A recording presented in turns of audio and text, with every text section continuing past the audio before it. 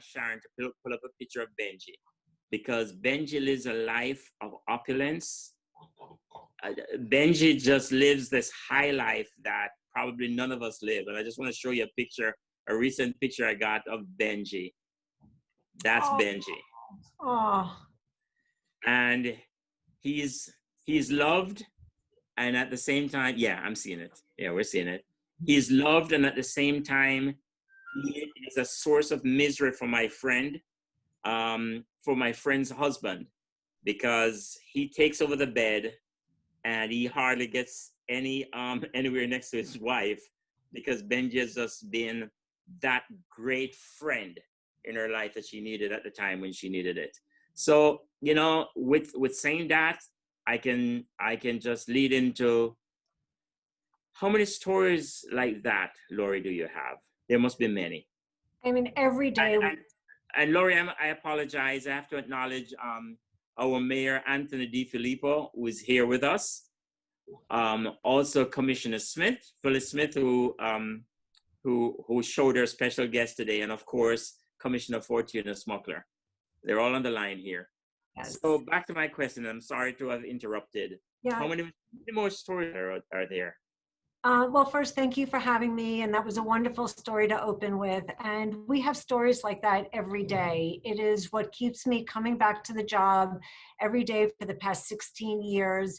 There's so many things that animals do for us. It's amazing, from, you know, helping us get over anxiety, just being a companion, going on walks, runs, taking them to the beach, and sleeping in our beds with us. They fill a lot of gaps in a lot of people's lives, and I'm happy to help, you know, facilitate many of them. Great. Now, tell us, how do you go about adopting a pet at the Humane Society? Well, today is very different from a couple of months ago, so we're going to talk. And we were going to get into that, yes. So we'll talk COVID times, because everything is now a new norm. Nothing really is going back to the old norm. So for us, we have all of our animals on our website, humanesociety.miami.org, and, you know, take a look at the animals, see one that you like, click on the adoption application, and fill it out in its entirety, because if you don't fill it out in its entirety, then it won't get processed. And then you will get a call from us. We'll ask you a few questions, make sure that the match is right for what you're looking for. You can make an appointment, because we are keeping our social distancing and CDC guidelines and all that kind of stuff. You can come meet the animal, and on the same day take them home, because all of our animals are spayed and neutered, up to date with vaccines, and we will work closely with you to find the right match for what you're looking for. Okay, so that's how it is right now. How has this time period differed from back then? So back then, you know, anybody could come into the building and, you know, browse all the animals that we have for adoptions, but we don't do that now. We're not letting people in the building. Even though businesses are opening up, we still haven't opened up for people to just come in and browse. So right now they have to browse virtually on our website, but it almost feels like a long time ago, but a couple of months ago, you could just come in and take a look, and then wait for an adoption counselor and just do everything on the spot. But now you need an appointment and see all the animals online. Okay, so that's the adoption process. But how the animals that you have in your shelter now, how do those animals get to you? Well, they can get to us in a couple of different ways. Some owners who are no longer able to care for their pets for whatever reason, you know, pre-COVID or during COVID, they can make an appointment now. And if we have space, and if they are behaviorally okay to, you know, live in the shelter for as long as it takes, and if their health is either treatable or they are adoptable, then we will take them in. So we can take owner surrenders.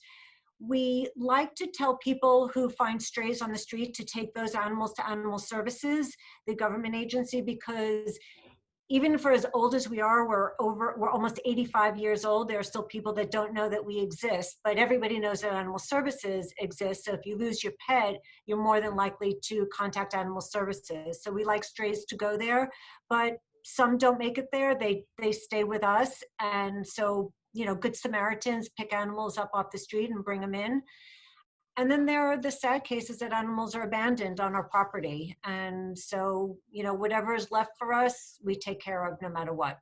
And whichever way we get an animal, we take care of them for as long as it takes to find them a home. There's no time limit here. Awesome. When you think of, you know, like when we think of hurricanes, we see a lot of animals that are left behind. In COVID-19, what's the difference, or is it the same kind of thing? What's happening? Is there You know, economic? There's always been like some sort of an economic attachment that goes along with that story of the animal being there. yes, and in the very beginning of COVID, which feels like a lifetime ago, everybody thought that animals were going to be abandoned and given up like crazy. And I have to admit, it almost gives me chills to say that it hasn't happened that way at all. We are actually seeing fewer animals tied to our fence or our, you know, doorstep than before. People are not surrendering animals in the droves that we thought. Our intake is holding steady, you know, like it always has been. There has not been this major uptick in people letting go of their animals. And it's one of the positive things, I think, that I could say that happened with COVID. People are hanging on to their animals. Great. When I think of that and the amount of animals you have and how you operate, what's your funding source? Well, we are not government funded, so we rely probably about 60% on our programs and services, which is our adoption program and our clinic services, and the rest we have to fundraise. So we rely on the community to help us do all the things that we need to do. Yeah. What does it cost, Lori, to have to adopt a pet? So our adoption fees range based on age of the animal, size of the animal, how long animals have been with us. The least expensive adoption fee is $39, and the most expensive is $225. That's for a lion, right? Yeah. Well, actually, for the little cub that's going to turn into the lion. Yeah. All of our animals are, like I said before, spayed or neutered, and they're all microchipped and vaccinated according to their age. So no matter if it's $39 or $225, it's a great price for bringing a furry companion into your home. Of course, because there's a tremendous amount of investment in there, because I can imagine what the budget must be like to feed all these animals and vaccines and everything that goes through with it. What's the step to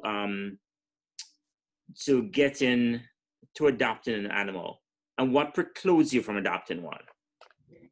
Well, one of the biggest things that prevents people from being able to adopt from us, now remember, we're a private agency, so we make our own rules, is if we look up the place that you live and you're not allowed to have pets. If you're not allowed to have pets, we're not going to adopt to you. So it is really one of the main reasons that adoptions are denied is if people are not allowed to have animals. And probably the second most frequent reason is if somebody says, oh, you know, I'd like a guard dog and he's going to live in the backyard. We don't believe that animals should live outside, especially in our weather. So, you know, if we educate you and tell you all the reasons why that's really not good for the animal, and you still insist on that's what it's going to be, then you will be denied. But if you didn't realize that, oh, maybe it's not so good for the animal and you're willing to bring them inside, then we will let you adopt. So it's, you know, through education, we can sometimes do more adoptions than anticipated. Good. So, you know, you have dogs, you have cats. Are there any other animals that you get in there? No, we've got our hands full with dogs and cats, so we're going to leave it at that. And just saying. just in case somebody ties up a cub on the fence one day. Yeah. Leave the cubs where they are, leave the bears where they are, and all the rabbits and skunks and lizards and all that kind of stuff. We just do the cats and dogs. There's one thing. I mean, other than the fact that there's awesome service, other than that, it's the home that Benji came from. There are other things that distinguish this particular branch, which is in North Miami Beach, and it is that it's a no-kill center. Yes. Do you care to elaborate on that a little bit for us? So no kill is the original term that animal shelters used. It was either no kill or open admit. And I think people started getting comfortable with the killing part of the terminology. So we started saying limited admit or open admit. And open admit means that any animal that wants to come into your shelter is admitted. Limited admit, which is what we are, our animals are safe for as long as it takes to find them a home. So there are often times that we will run out of space. It's like a hospital. If all the beds are taken by patients, you can't handle any more patients. So if all of our spaces are filled with animals, we can't take in any more. And until the whole process moves, that animals go out, that allows more animals to come in, that's how we kind of keep it going. So limited admit is what we like to say, or adoption guarantee, which means that once we say that you're okay to come into our shelter, you're safe for as long as it takes. Oh, great. And how long is the average stay? The average stay can be, a good average stay is just a couple of days or just an afternoon. It's not actually average. It's what we like to see. Yeah, it's what we like to see. It's not average. You know, a puppy or a kitten is not going to last long here. But take an 8-year-old, a 10-year-old, a 13-year-old dog or cat, they're going to sit here for a while. Could be months. And we even have some animals that are here for years. I mean, years. We don't give up on them. We're not a sanctuary, but we promise to take care of them for as long as it takes. But, you know, a 13-year-old animal is going to sit and watch all its doggy and kitty friends get adopted that are much younger than he is. Yeah. So it's part of the, you know, challenging part of running a shelter. You know, I can just imagine that now that you have a no entrance into the building, which evidently gives some loss of revenue, because I'm sure you had some projected revenue based on that. How can someone donate to the Humane Society? And I know donations is not just really in terms of dollars and cents either. It's towels and blankets and that kind of a thing. You want to tell us a little bit more about that? Yes, and thank you for bringing that up. We're always in need of financial help, but as you said, there are other things that we need as well. And on our website, humanesociety.miami.org, we have a wish list. We have items from laundry detergent to office supplies to bowls, to toys, to a whole bunch of things. And we also have a link to Amazon where the exact brand and size and type of bed or toy that our animals like, we've got a direct link to that. So going to our website and looking at our wish list is great. Financial donations, people can donate online.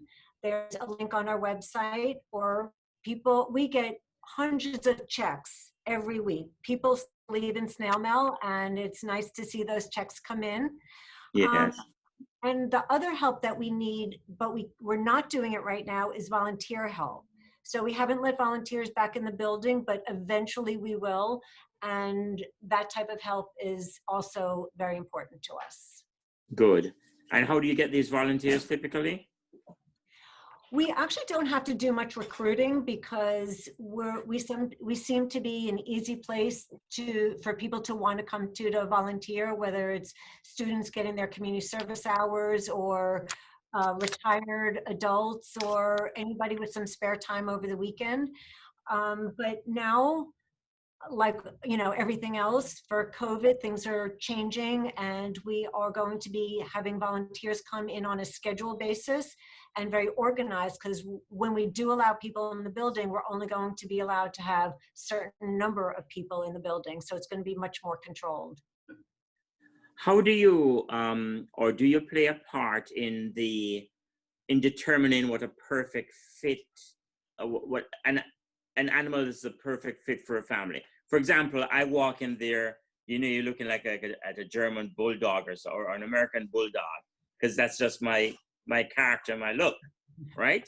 So then if I come in and I said, I want a poodle, what do you tell me? Well, we're not Or going to do you say play a part in that?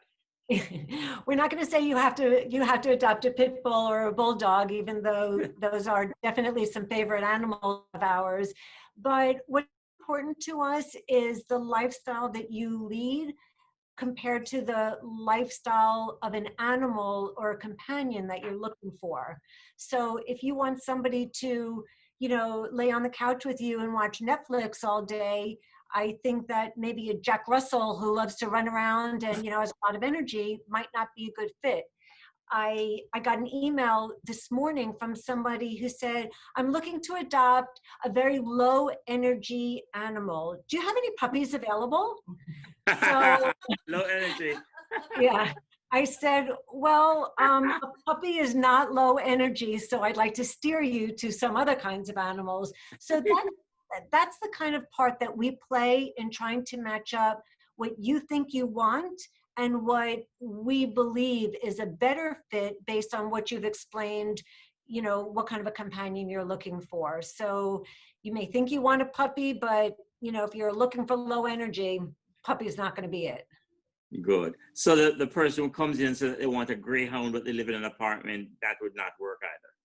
Well, let me tell you, I am a greyhound girl. And when I first adopted my greyhound, I did live in an apartment. They are called a 50-mile-an-hour couch potato for a reason. They want to lay around, they want to watch Netflix with you. So they are, you know, greyhounds, as well as most dogs, just want to be near you. So if they have a spot on your couch or you've got a place big enough at your feet, an apartment, maybe not an efficiency, but a one-bedroom apartment is fine for a large dog as long as your association allows you to have that kind of dog. Okay. Well, the mayor just sent me a picture of a German Shepherd. So he's a German Shepherd kind of guy. I guess probably wants to say something about his being a German Shepherd kind of guy. Mayor? I'm just enjoying the moment. I just want to thank the Humane Society. I was just sharing a picture with the manager that says a home is not a home without a German Shepherd. And, and the German Shepherd's holding the sign. But Yeah. I just want to thank you, Lori, and I want to thank Tony, because Tony's been a tremendous advocate throughout North Miami Beach for so many years. I can't say years, I must say decades. I would be doing a dishonor to her. But I just want to say what a great job all of you are doing together as a team in going out and getting the word out that you have these animals that people can adopt, and the opportunity is there. And she's been a great voice in our community when you're in need, and when you need to raise funds. So congratulations to you and your team for a job well done. Continue the great work. Thank you. We appreciate the kind words. And Tony was nice enough to bring me my little foster kitty, who I've got the mom and her sibling up to camera view, so you can see this little kitten is not even a week old.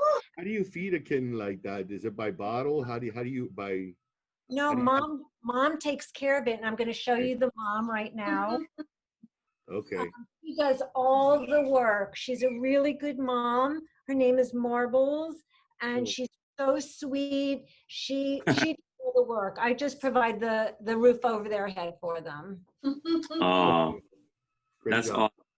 Yeah. I know. I just got a nice picture of Commissioner Smuggler's 2 dogs, just stacked on the staircase. looking like some nice ornaments, but they're real. Yes. So anything you want to say, Commissioner Smucker? Yes, hi. First of all, I this, you know, everything that you're saying, I'm just, when this is over, I'm probably gonna start crying, because I don't like to hear about dogs being abandoned, and I don't even like to look into a pet shop because I can't even see a dog in a cage. It's so sad to me. But I just want to say that although I have a vet for my dogs whenever they get sick, I do go to the Humane Society for them to get spayed and neutered and their vaccines, because not only am I helping the Humane Society, but it's also much more cost effective to go to you Excellent. guys than to the doctor. And I wanted the public to know that. Great.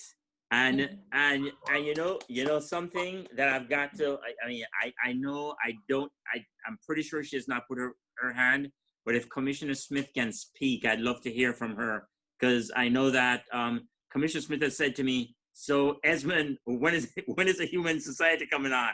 When are they coming on? So Commissioner Smith, they're on. We're trying to unmute you now. Try and unmute now, Commissioner.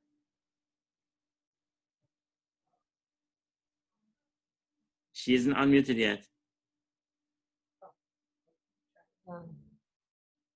Oh, okay, we're gonna work. Okay, there you go. You're live. Am I live? Yes, you are. Well, let me just say that I did not get the manual from Miss Hoffman when I adopted my dog from her. There must be a manual that will tell you that the dog requires 25 hours a day of being held, and I did not receive that manual. But a perfect match and perfect timing. I can't begin to tell you the importance of having a pet. When this happened and we were shut down, and if anybody did watch the news and see where humane societies were being begged for a pet because people were sheltered and they needed something to have a reason to get up and to have a reason to look forward to tomorrow. But I really want to thank both Tony and Lori for their partnership with North Miami Beach. Yes. That has to be mentioned, because when it comes to Christmas, here comes Santa, here comes your great anything that you need. When it comes to going into the communities when our schools are open, there they are with their therapy dogs to help the children. If we need a booth, if we need their help, they're the first ones to say, how can I help you? So I hope that this half hour, and I will tell Ms. Hoffman and Ms. Diaz that this gets played over and over on channel 77. So please, one more time, reiterate how people can donate. If you're closed, can they drop off their towels, their blankets? They just recently lost a pet, or their pet outgrew their cage. Whatever it is, that how they can drop off this stuff, and please tell them how they can donate. And thank you again for my little life that I have here, even though she requires 25 hours a day. Thank you, Commissioner. Well, you forgot to mention that you asked for that, Commissioner Smith. So I'm glad that you got what you wanted. And I would also like to say thank you to North Miami Beach, who's also always there for us. So I have asked Commissioner Smith for help, and she's right on it, and really appreciate that. So back to reiterating it, people can go to humanesociety.org and go to our wish list for things that we need.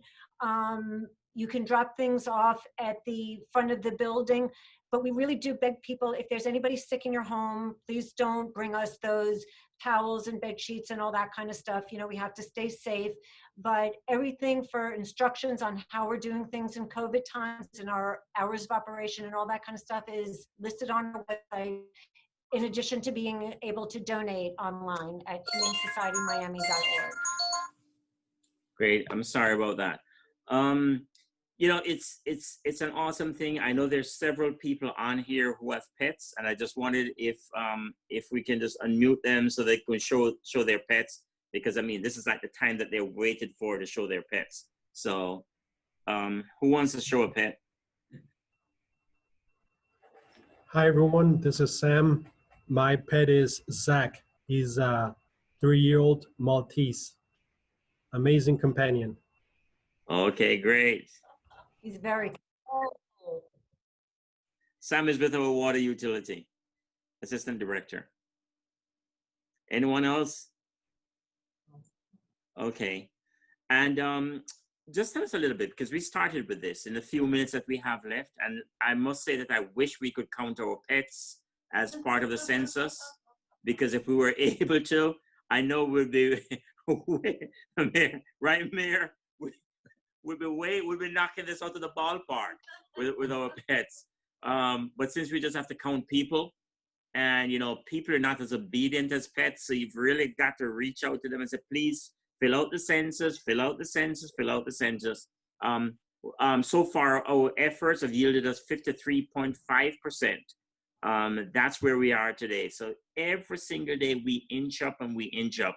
I just want to start seeing some real large jumps, because we have to get to be that entitlement city. But I know there's a lot we're doing. But I just wanted to talk about the human population for a while, Lori, while I go back to asking you. I mean, I started out with my friend Sue, and just wanted to talk to you a little bit about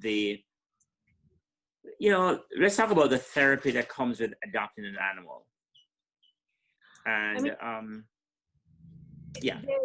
It's amazing, the human-animal bond, and it's difficult to put it in words, but you know, all the animals that I see here on the screen, for people that, even though they're muted, I see the pictures of the pets. You know, animals, they, especially, you know, there are people who want dogs for a reason and people who want cats for a reason, and they both fulfill different emotions for us. And whether it's a dog or a cat, they are there unconditionally for us. And for a rescue pet, they are forever grateful for being adopted. And I hear that over and over and over again. They are good companions. If you live by yourself, they're great for people to bring along with pets to the beach, but not now, but to the beach, to parks. They are fun to be around. They're great to console you if you're having a difficult day, and they're just a great friend all around, because their friendship is unconditional, and that's the best friend to have. Do you partner with any schools or nursing homes or anything of that nature? Yes, we do both. We have a great humane education program.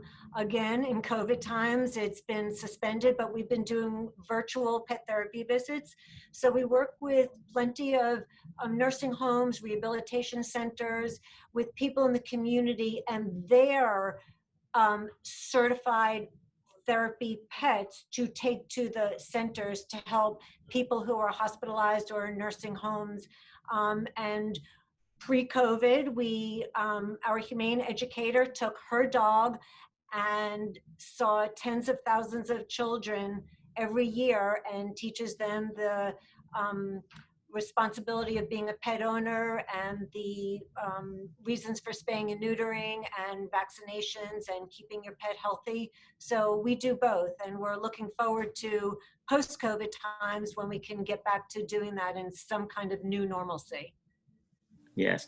Listen, there are certain businesses and there's certain friendships and there are certain people we claim. I just want you to know that we claim the Humane Society. We just love who you are within our city. We're proud that you're there, and we're here and willing to partner at every single occasion. You kind of were breaking up when we were talking before. We wanted to, you were talking about your website. Can you just give that to me, give that to us again? And the address of the building.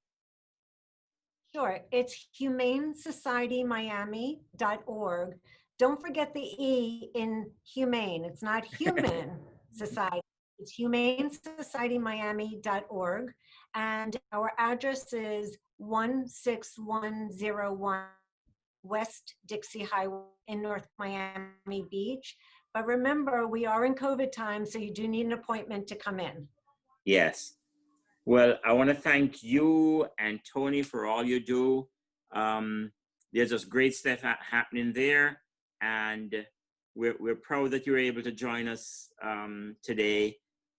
The thing that I love most about this that we're doing with Let's Talk NMB is that it shows me that 30 minutes is really, really nothing. It just flies off like this. And so with that said, I want to thank you for for being here with us on Let's Talk NMB, for being our special guest today, to you and Tony. And I think we have another picture, Sharon? No, we don't have another picture. It was just another picture of Benji. I reached out to my friend Sue and I said, share me some pictures of Benji. And she sent me like 20, you know? It's a life he lives. Very photographed. We would like to thank you as well. We love being in North Miami Beach. We appreciate the time on your show today, and we really appreciate everything that you do for us. We couldn't do it alone. It really takes a village, and we're happy to be part of this village. Thank you so much. And you know, I don't say this very often, but I really want to thank my bosses for coming on to Let's Talk NMB and be a part of the process with us, talking together about the things that mean so much in our community. So I want to thank them as well while I'm thanking you. And thank you for the all the residents who show up. Hi, Trish, keep it going. Okay, bye-bye. Tomorrow we're gonna be talking with our police department again. As you know, police departments worldwide are being examined, but we have a gem here in North Miami Beach with our police department, and we stand behind them because of who they are. And tomorrow we'll talk a little bit about with them and the community within which they operate, with the kids that they deal with, and just so the public can be more educated as to how stellar this department is and how they've really partnered with our community. So tomorrow at 12:30 we'll talk with our NMB PD. Thank you so much, and see you tomorrow. That was a picture. That was the one you showed. Oh yeah, opulence, man. He lives a good life, and he loves to nip at you when you go there.